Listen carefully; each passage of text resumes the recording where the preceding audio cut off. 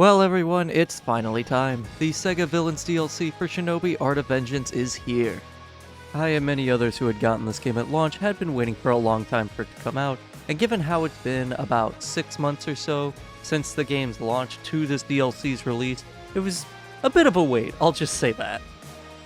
My expectations of this were relatively low, given I was expecting this to be a single stage that just had elements of each of the 3 franchises represented, with a boss gauntlet at the end, with each phase being a different villain, and much to my surprise and delight, that was very different from what we got.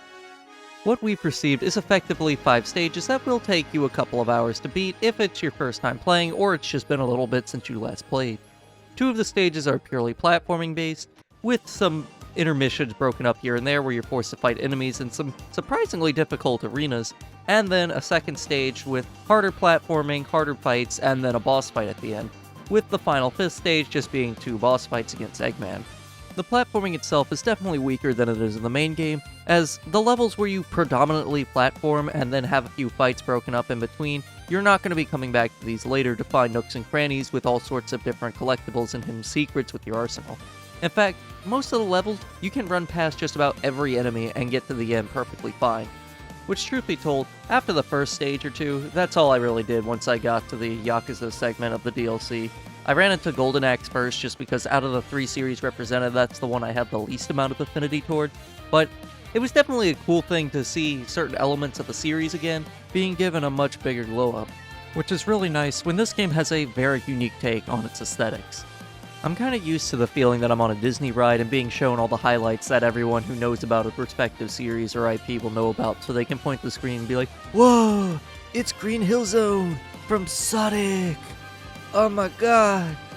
So, while it was initially off-putting to just get the aesthetic we had, I'm kinda glad we got something different by this point.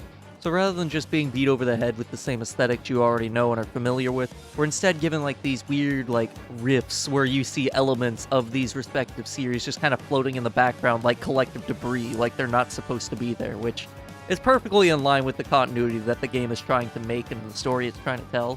So it all fits very cohesively. It was just definitely something I had to adjust to for a brief moment for whatever reason. And on that note, let's quickly just talk about how each franchise represented is handled in this DLC. If you're familiar with them, of course, you're going to recognize a lot of locales and key objects that float around in the background, and of course you'll also recognize the bosses because they're the stars of the show, but more on them later. You'll of course have your high points as you'll recognize things like the skeleton from the character select screen in Golden Axe, and the Club Grand that you see in Yakuza. However, they don't drown you with a bunch of references, so if you aren't already familiar with these series, it may come off a little generic at times because Yakuza is just a bunch of city billboards if you really get down to the nitty-gritty, and Golden Axe is typically just some broken castle debris or some fantastic beast skeletons in the background. If you know what that kind of stuff is and what it's supposed to be, you'll find that pretty cool and a nice touch, but for anyone who's not already super familiar with these, they'll just kind of be like, okay. Although, I do wish we had gotten a series other than Sonic the Hedgehog represented here. Even if we had to go with Sonic for the sake of brand recognition and marketing's sake, especially since Shinobi is the first of the lineup of all the classic series that Sega's bringing back, in a post-Streets of Rage 4 world, it makes me wish we had gotten a different Sonic villain if it just had to be Sonic, Give me Metal Sonic, give me Black Doom, heck, give me Mephiles, I'll take that any day over just Eggman again for the 100th time. Death Adder, meanwhile, is a lot more fun to interact with, simply because we haven't gotten nearly as much of him as we have Eggman, for instance. So, running into him was definitely kind of like I'm not super familiar with this guy by comparison, but he definitely earns his place here. Majima, of course, for anyone who follows this channel knows I'm a sucker for the Yakuza series. He's the most fun in my opinion. His boss fight, while probably the easiest of the 3, outside of Eggman's first phase, was definitely the most fun to learn because it kind of felt the most fair, honestly. And then the transition from round 1 to round 2 with how his moveset varies a little bit, it's like, okay, I can appreciate this. This can stay. And while you won't be spending that much time doing the platforming itself, what you will inevitably end up spending most of your time in this DLC doing is fighting the bosses. They're the star of the shows in the first place, and oh my god, they made these difficult so you felt like you got your money's worth for anyone like myself who bought this day one.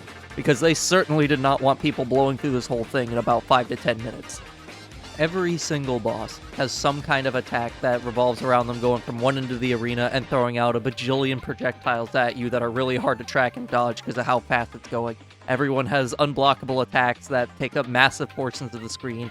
There's always some kind of element you have to keep track of adjacent from yourself that you're gonna get slapped around, and you need to learn quick, or these will knock you out of the water because there are no checkpoints during any of these, with the exception of the second phase of Eggman's fight. In fact, for most of my B-roll footage that I recorded for the sake of this video, I thought was only going to be 1 to 2 hours, but because I was losing to the boss fights so much, I ended up coming out to just shy of 4 hours worth of recorded footage purely because they were that difficult. Difficulty aside, let's talk about rewards, because there are a couple of unlockables here. For each platforming stage that you do, you're rewarded with a new costume for Joe Musashi, and for every boss fight you beat, you unlock a new Nippon ability that you can then use for the rest of the game. When you finish everything, you of course unlock a Sega Boss Gauntlet, as well as a full Gauntlet mode that includes the main game and its DLC, plus the little post-game boss if you know about that one. I appreciate all this being here, because even though I'm probably not going to be jumping back into this game anytime soon now that the DLC's out, it's nice to know that when that day does come that I do want to jump back into it and do it start to finish and see everything all over again. There's plenty of variety here with all the new difficulty options and quality of life features that have been added since launch. This game was already a complete package when it first came out, and anyone finding it years later with the DLC bundled in, especially for a lower price, is gonna get a lot of fun out of this. I'm very happy with what we got here. Thank you so much for watching if you're still here, and if you're curious what other games we're going to be talking about or what's in store for this channel next, be sure to like and subscribe, and I'll see you in the next video. Till then, everybody.